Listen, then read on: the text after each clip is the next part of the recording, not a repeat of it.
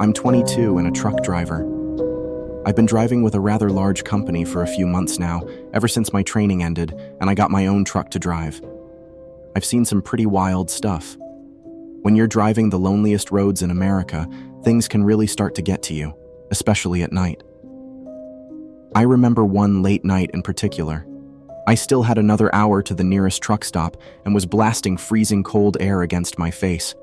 It was the only thing I could do to keep myself from dozing off. The wheel is irresponsible, I know, but until you work this job, you don't know how many times you'll run into a situation where all you want to do is sleep. But there are no rest stops for miles. I was in the desert, in the pitch-black darkness of a cold summer night, when suddenly I could see something run out into the road in front of me. Before I could even react, it was gone, on the other side of the road into the bushes. I barely got a good look at it. All I noticed was that it looked to have white fur, was running on all fours, and was the size of a large dog. Now, I see animals crossing the road at night all the time, so it wasn't anything to get worked up about. But not even a minute later, I could hear a loud bang as I felt my truck jolt to the left and into the other lane.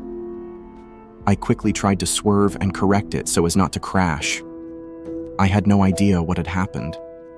My best guess was that an animal tried crossing the road just as I was going past and somehow hit me so hard that it jolted my truck to the left. I pulled over to the side of the road so I could see if there was any damage. I got out and walked to the other side, which revealed a large dent in the side of my trailer. As I got closer to inspect it, I realized how large it actually was. It was 5 feet wide and 7 feet tall. No real shape to it, just a general dent. I physically couldn't imagine what animal could have been that big and hit me. I thought maybe it could have been a boulder that rolled down from the side of a hill and smashed into me. But I wasn't driving next to any mountains or even any hills. I was in a completely flat desert. That's when I could hear the sound of dirt crunching underfoot behind me. I turned around and my stomach dropped. Standing not even 50 feet away from me, I could see some large white creature. The best description I can give would be a very large, yet deformed dog. It then sat up on 2 legs as if to size me up. It stood a good 7 feet tall, with abnormally broad shoulders. I couldn't move. I was frozen in place. We locked eyes with each other for a moment, until, out of nowhere, it snarled at me and turned around to walk away slowly, now using all 4 of its limbs. I stood there for at least a minute, trying to gather my thoughts. Though after coming to my senses, I booked it around the front of my truck and back inside, locking the door. I got out of there as fast as my 18-wheeler would allow, and for the next hour, I was going a lot faster than I care to admit, trying to get to the next truck stop. When I got there, I tried to forget everything that happened to me and go to sleep. Sleep was difficult that night. I've never seen anything close to what I saw that night again. And honestly, I don't even know what that thing was. I ruled out hallucination due to lack of sleep, as the dent in my truck is as real as it gets. I just hope I never run into that thing again. This happened back in 2001, near the end of the year, and only a couple of months after 9/11. Almost every year in the winter, my family would take a vacation to somewhere a lot warmer, and this year, we decided to go to California. Though due to recent events, most of us either chose or were forced to drive rather than fly. Because of my job at the time and how late my shifts ran, I got stuck driving alone. I was driving from my home state of Utah to the area all of us would be staying in California. After some time, I finally entered Nevada and continued my road trip on the seemingly abandoned desert roads. It was the middle of the night, and I would only see a car pass maybe every 15 minutes. Though, eventually, out of nowhere, I could see police lights turn on directly behind me. I was exhausted and honestly annoyed because I hadn't been speeding or doing anything illegal. I pulled over to the side of the road, and the police officer walked up to the driver's side window, which in itself threw me off. Usually, when you get pulled over on the highway, they'll come to the passenger side window so as to be out of the road. Though, I ignored it and complied when I was asked for my license and registration. But as I held out my hand with the requested documents, he just stared at me, not moving at all. This went on for a solid minute until finally, without saying a word, he grabbed my stuff and walked back to his car, just to return almost immediately. He then told me to step outside of my vehicle. Now, at this point, I started to worry. I'd gotten many tickets before, but had never once been asked to step outside of the car. I did as he said, and he then asked me if I had been drinking. I said I hadn't, and then proceeded to ask why I was being pulled over. The guy claimed I had been driving erratically and swerving between lanes, which I knew for a fact wasn't true. Even though it was late, I've always been a night owl and was completely awake and sober while driving. The guy then asked me if I was a terrorist, which was completely absurd. His question caught me off guard, as what police officer would ask this question on a routine traffic stop? I obviously replied, saying no, to which he then completely disregarded his question and instructed me to walk a line as a test to determine if I was sober or not. I obviously passed without question. The guy then claimed he needed to search my car to see if I had any drugs. I thought about it for a minute because I knew my rights, but I didn't want to deal with the whole process of refusing, so I gave him the okay. I also knew he wouldn't find anything. The guy opened my trunk and was greeted to a large assortment of knives, which was completely legal. My husband was big into hunting, and for the most part we shared a car, which is why there were so many knives in the first place.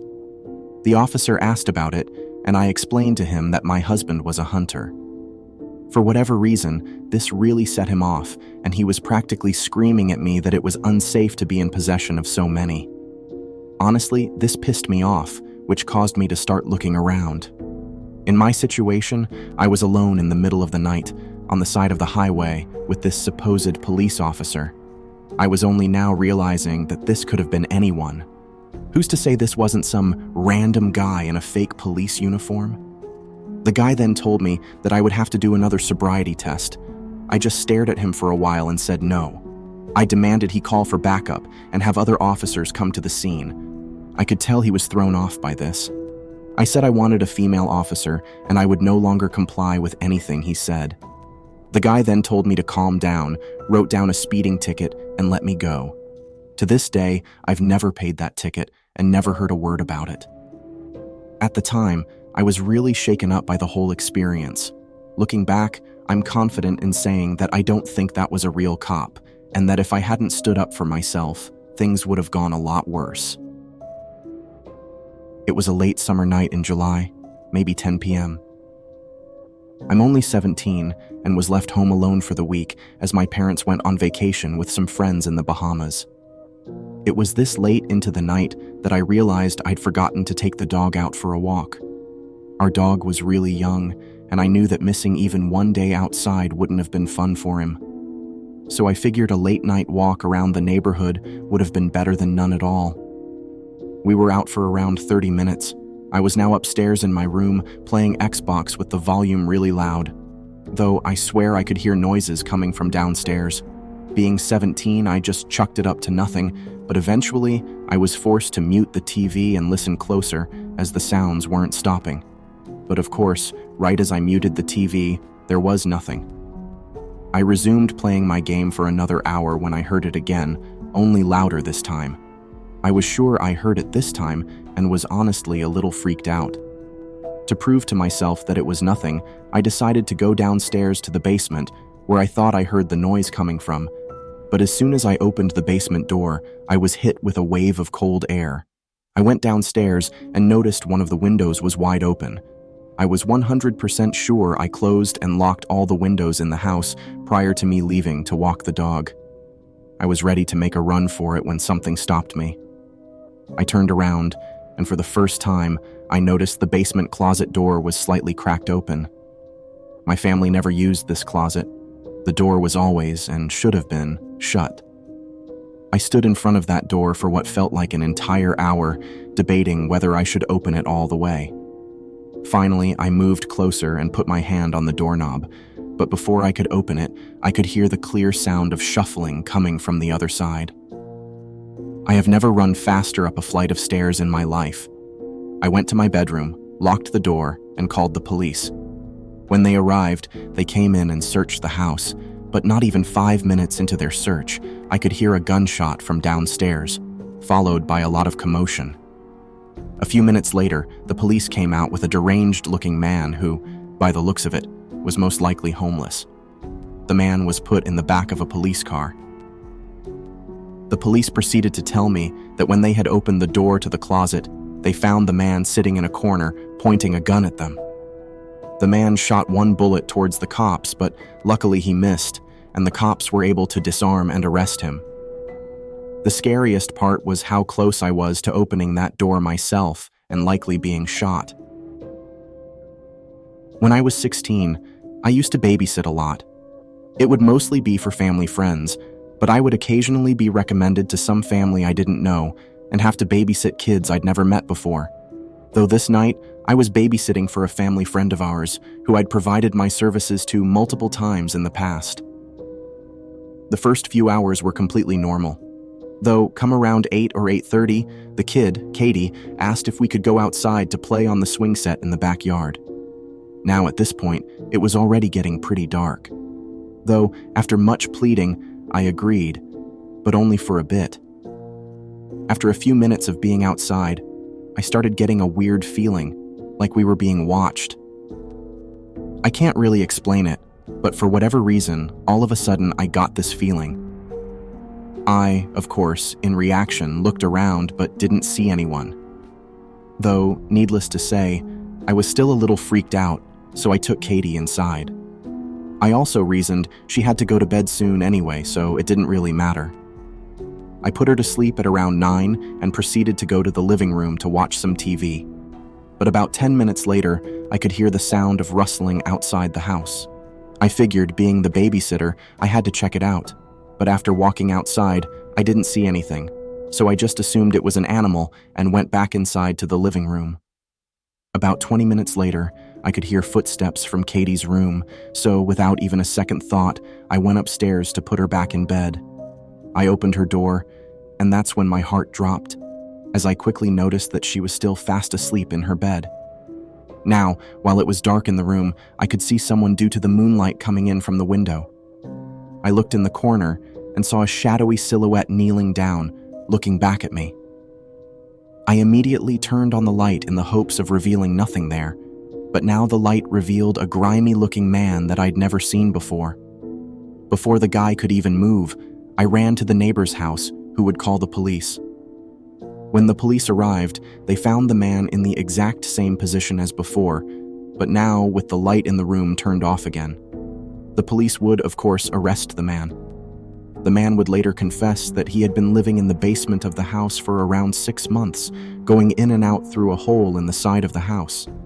He also said that the whole time he had been watching the family while they were outside and while they were sleeping. This experience has haunted me ever since it happened, and I haven't babysat ever since.